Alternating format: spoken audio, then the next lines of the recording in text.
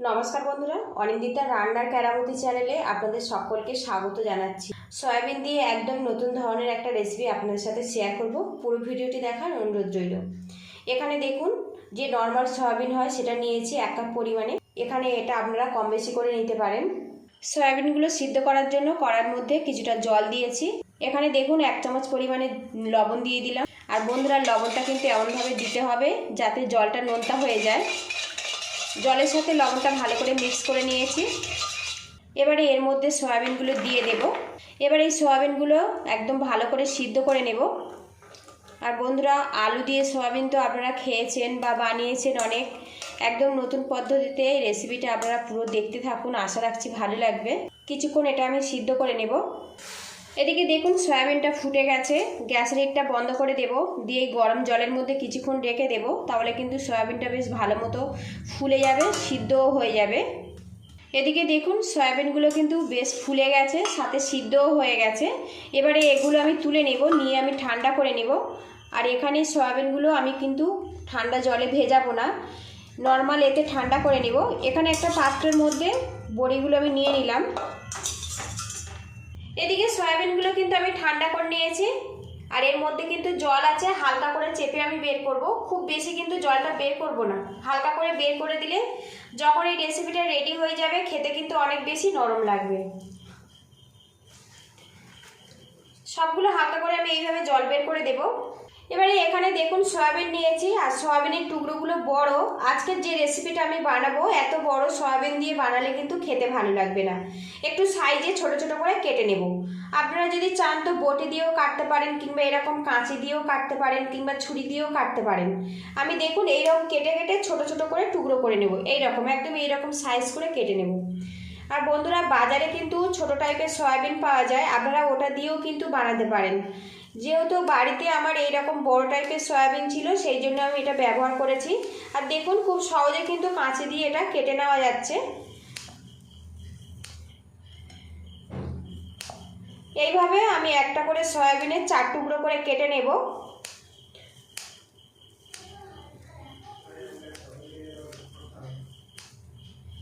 খুব ঝটপট কিন্তু কাটা হয়ে যাবে। এদিকে সবগুলো সয়াবিন আমি টুকরো করে নিয়েছি। দেখুন, একদম কিন্তু সমান মাপের তৈরি হয়েছে। এদিকে প্যানটা গরম করে নিয়ে এর মধ্যে রান্নার তেল দিয়েছি। এবার এই তেলের মধ্যে সয়াবিনের টুকরোগুলো দিয়ে দেব। এর মধ্যে সামান্য লঙ্কার গুঁড়ো দিয়ে দেব, সামান্য পরিমাণে হলুদের গুঁড়ো। এবার এগুলো আমি ভাজা ভাজা করে নেব। এদিকে সয়াবিনটা আমি লাল লাল করে ভেজে নিয়েছি। দেখুন, এইভাবে রেডি করে নিতে হবে। এবার এই সয়াবিনগুলো আমি তুলে নেব। আবারও রান্নার তেল দিয়ে দেব। তেলটা গরম হয়ে গেছে, এর মধ্যে সামান্য গোটা জিরে দিয়ে দেব।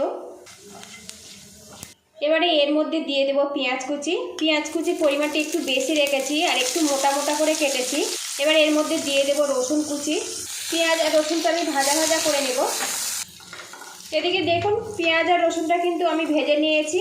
আর এখন কিন্তু হালকা হালকাভাবে লাল হয়েছে, এইভাবে রেডি করে নিতে হবে। এবারে এর মধ্যে দিয়ে দেব কাঁচা লঙ্কা কুচি, ঝালটা স্বাদ মতো দেবেন। দিয়ে দেব 1.5 চামচ পরিমাণে আদা রসুন পেস্ট। এগুলো আমি একসঙ্গে ভাজা ভাজা করে নেব। আদা রসুন পেঁয়াজটা আমি ভেজে নিয়েছি। এবারে এর মধ্যে দিয়ে দেব টমেটো কুচি। টমেটো কুচি হালকাভাবে ভেজে নেব।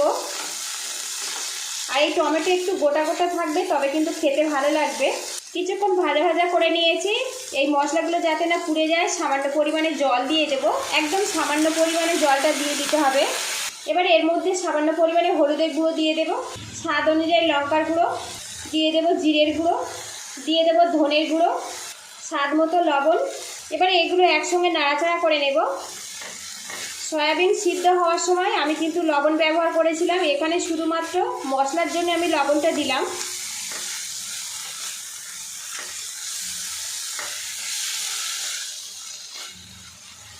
গ্যাসের হিটটা কিন্তু এই সময় একদম কমে রাখতে হবে, যাতে মশলাটা না পুড়ে যায়। আর মশলাটা দেখুন এখন বেশ গোটা গোটাভাবে আছে, এইভাবে কিন্তু রেডি করে নিতে হবে। আজকের মশলাটা কিন্তু খুব বেশি গলা গলা বা খুব বেশি ক্রিমের মতো রেডি করলে হবে না, এই রকমভাবে রেডি করতে হবে। মশলাটা কিন্তু আমার রেডি হয়ে গেছে। প্যানের এই সাইডে সামান্য পরিমাণে তেল দিয়ে দেব। এই তেলের মধ্যে একটা ডিম ফাটিয়ে নিয়েছি, দিয়ে দেব। সামান্য পরিমাণে লবণ দিয়ে দেব। এই ডিমটা আমি ঝুড়ো ঝুড়ো করে ভেজে নেব। এদিকে দেখুন ডিমটা কিন্তু আমি ঝুড়ো ঝুড়ো করে রেডি করে নিয়েছি, আর এখানে আমি একটা ডিম ব্যবহার করেছি, আপনারা কিন্তু কম বেশি করে নিতে পারেন। এখানে দেখুন মশলাটা কিন্তু বেশ কষে গেছে, তেলটাও ছেড়ে দিয়েছে, দেখুন বুদবুদ করতে শুরু করেছে। এবারে এর মধ্যে ভেজে রাখা সয়াবিনগুলো দিয়ে দেব, মশলার সাথে কিছুক্ষণ নাড়াচাড়া করে নেব যাতে এই যে মশলাটা সয়াবিনের মধ্যে খুব সুন্দরভাবে চলে যেতে পারে। আর এই সময় কিন্তু গ্যাসের হিটটা একদম কমে রাখতে হবে। তো বন্ধুরা, আজকের এই রেসিপি হচ্ছে ডিম আর সয়াবিন। ডিম সয়াবিন তো আপনারা অনেকভাবে বানিয়েছেন, একবার কিন্তু এইভাবে বানিয়ে দেখতে পারেন। ভাত, রুটি, পরোটা দিয়ে খেতে কিন্তু একদম নতুন রকম স্বাদ লাগে। আর এই রেসিপিটা কিন্তু বন্ধুরা প্রোটিনে ভরপুর আর অনেকটা মুখরোচক। আপনারা কিন্তু বাচ্চাদের এইভাবে বানিয়ে রুটি, পরোটার সাথে পরিবেশন করতে পারেন স্কুল টিফিন কিংবা অফিস টিফিনে। তো দেখুন বেশ কিছুক্ষণ মশলার সাথে নাড়াচাড়া করে নিয়েছি। এবারে এর মধ্যে একদম সামান্য পরিমাণে জল দিয়ে দেব যাতে মশলাটা সয়াবিনের গায়ে মাখা মাখাভাবে রেডি হতে পারে। দেখুন এতে কিন্তু কোনো রকম ঝোল হবে না, একদম মাখা মাখা করে বানাতে হবে। ভালো করে মিক্স করে নিয়েছি আর মিডিয়াম হিট রেখেছি এখন। এবারে এর মধ্যে দিয়ে দেব গরম মশলা গুঁড়ো। আর বন্ধুরা, অনেক সময় হাতে কম সময় থাকে রেসিপি বানানোর জন্য বা বাড়িতে রান্না করার জন্য, তখন কিন্তু খুব ঝটপট সয়াবিন ডিমের এই রেসিপিটা বানিয়ে নিতে পারেন। দেখুন গরম মশলা দিয়ে বেশ ভালো করে মাখিয়ে নিয়েছি। আর এখন কিন্তু কোনো রকম ঝোল বা কোনো রকম কিন্তু গ্রেভি নেই, একটু মাখা মাখা করে বানাতে হবে। একটা পাত্র দিয়ে ঢেকে রাখবো 2 মিনিটের জন্য, এতে মশলাগুলো সয়াবিনের মধ্যে খুব সুন্দরভাবে চলে যাবে। ঢাকনাটা খুলে নেব। আর এদিকে দেখুন প্রোটিনে ভরপুর মুখরোচক স্বাদের সয়াবিনের রেসিপি কিন্তু পুরোপুরি কমপ্লিট হয়ে গেছে। সবশেষে এর মধ্যে দিয়ে দেবো ধনেপাতা কুচি। ভালো করে মিক্স করে নেব, নিয়ে আমি গ্যাস লিডটা বন্ধ করে দেব। তো দেখুন একদম দুর্দান্ত স্বাদের সয়াবিনের রেসিপি কমপ্লিট হয়ে গেছে। এবার এটা আমি নামিয়ে তারপরে আপনাদের সঙ্গে আমি দেখা করছি। একঘেয়েমি সয়াবিনের রেসিপি যদি না ভালো লাগে তো বন্ধুরা একবার এইভাবে ট্রাই করতে পারেন। কেমন হয়েছে আমাকে অবশ্যই কমেন্ট বক্সে জানাবেন। আপনারা ভালো থাকবেন, সুস্থ থাকবেন।